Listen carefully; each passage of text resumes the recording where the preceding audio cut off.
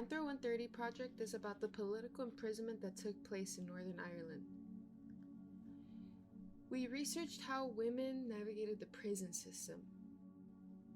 We wanted to know if they were treated differently, were held to different standards, how much more or less often they would be imprisoned, and how they would deal with the aftermath. The purpose of our project is to commence a deep dive into the reality of being a female prisoner and the different standards in which male and female activists/prisoners are held by.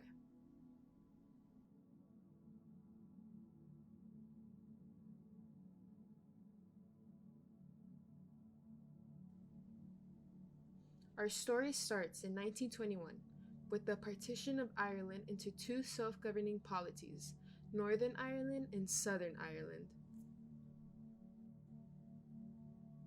These new boundaries of Northern Ireland were inherently unstable. Northern Ireland had a lot of Protestant loyalists who wanted to maintain ties with Britain, but they also had a large minority of Catholic Irish nationalists. Northern Ireland was riddled with political violence, typically directed at Catholics. Political imprisonment in Northern Ireland took place starting in 1969, after various Catholic people of the working class got arrested and detained. These protests in Northern Ireland were started because of British ruling and settlement in the region.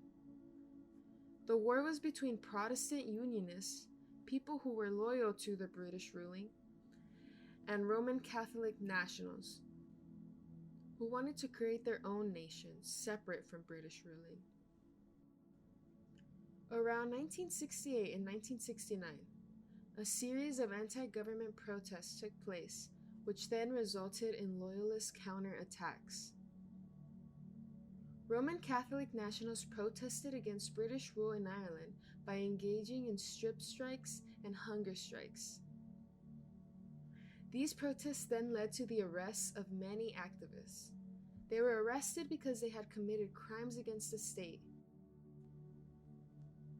Both males and females were involved in the protests and incarcerations, but many of their experiences differed, and the female experience is often overlooked.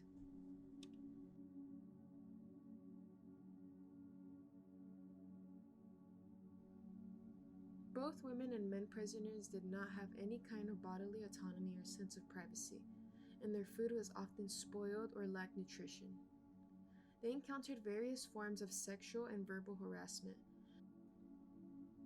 Their restroom uses were often denied, and when approved, they were forced to go to the shower naked. If they failed to follow the guards' instructions or commands, they would be beat or probed. Both genders wanted freedom from British ruling and fought against the Loyalists. Political prisoners of the Irish Republican Army and the Irish National Liberation Army eventually protested their mistreatment with a variety of demonstrations, one of them being the Dirty Protests. Men were held at Maze Prison. Women were held at Armagh Women's Prison. The male activists protested their mistreatment by living among their own excrement and waste. Women, political activists, and prisoners eventually joined their male comrades and added the element of menstruation to the Dirty Protests. The following is an excerpt from a journalist who visits Armagh Prison, where he writes, "I was taken to inspect A Wing, where the Dirty Protest is in full swing. This was sickening and appalling. Tissues, slops consisting of tea and urine, some feces, and clots of blood, obviously the detritus of menstruation, lay in the corridor between the two rows of cells. I found the smell in the girls' cells far worse than at Longcash, and several times found myself having to control feelings of nausea."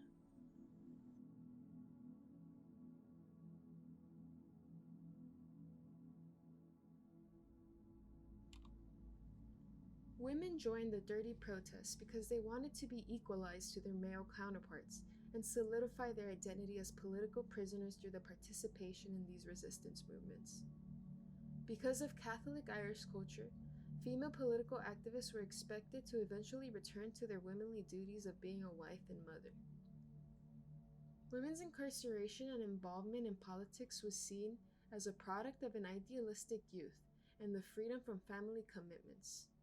In other words, they were seen as young and naive girls. Although prisoner women seek political equality by participating in the dirty protests, they achieved the opposite by adding menstrual blood, ultimately changing the message of the demonstration. Menstruation represents womanhood, which directly confronts the notion that female political prisoners are just young girls that lack family commitments.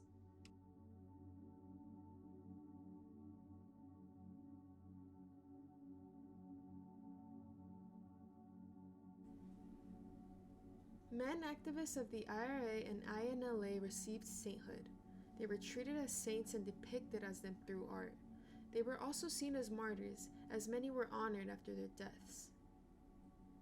Women's impact on the political movement is seldom talked about, and men did not appreciate or understand their female comrades' pain. An excerpt from a women Republican activist states that,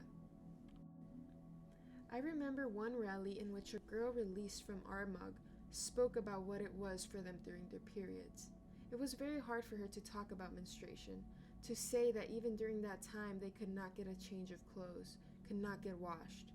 And some people, including Republican men, were saying, how can she talk about that? They did not want to hear that women were being mistreated in Armagh jail during their menstruation. And so the Republican movement did not talk about it. They only talked about the men, but they did not want to hear about girls. Some people just could not cope with that."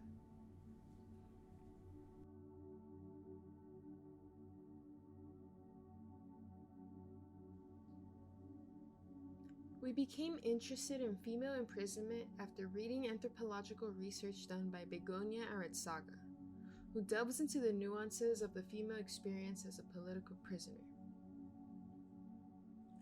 Aretsaga regards gender as not just as a dimension of violence, but an intrinsic component of it, crucial to the understanding of its meanings, deployments, and ends. Aretsaga further analyzes gender and says that political violence performed on and from the body cannot escape the meaning of sexual difference. Despite the shared political consciousness and goals of men and women prisoners, their protests had different significance. While the men's protest was articulated through an intense dynamic of violence, the women's protest was crystallized around the meaning of sexual difference.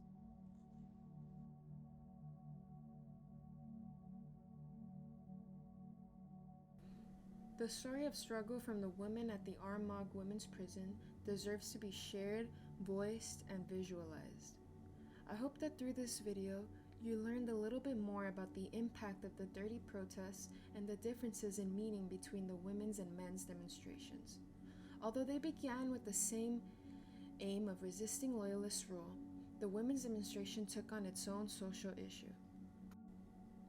To be seen as a strong-willed woman, with autonomy to make political decisions, rather than a bored, naive girl.